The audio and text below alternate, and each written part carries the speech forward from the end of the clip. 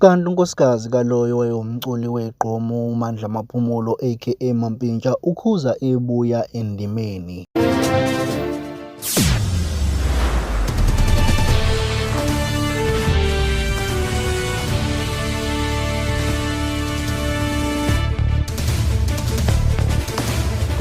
Mbukelo esilethu kuhle TV sakubingelela nto esiphathele zona zithi unkosikazi kalowo wayewumculi weqgomo uMandla Maphumulo aka Mampintsha owaziwa ngelika Wodumo uQueen weqgomo ukhuza ibuya endimeni.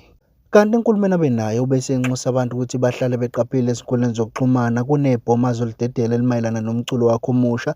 Kanti uWodumo ongunkosikazi kaMampintsha uzwakalise ukukhathazeka emveni kokuba enkulumeni abenayo evese ngokusobala ukuthi ukwedlula emhlabeni kukaMampintsha kwamshiya nesikhulu isizungu.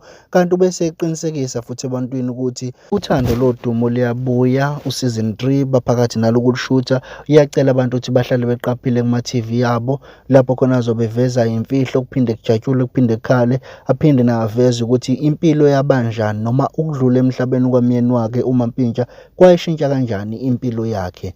Mbukelo esilethu kuhle TV nansi video sikuphathele yona. Namhlanje se-Birth Center so ngithe ngicela ama-male dancers kuphela because ngifuna ukwandisa nje i-team yase-Westing wena Wodumo and futhi nama-talent emaningi yabo, so baningi abantu and nani niyazi ukuthi uMampintsha akasekho, so nginaleso sizungu leso, so yonke engibuyisele ukuthi nothi ngibuyele ku-dance. So i-EP yami guys ngizoyikhipha, nizobona ngami kwi-social media ukuthi ngizoyikhipha nini.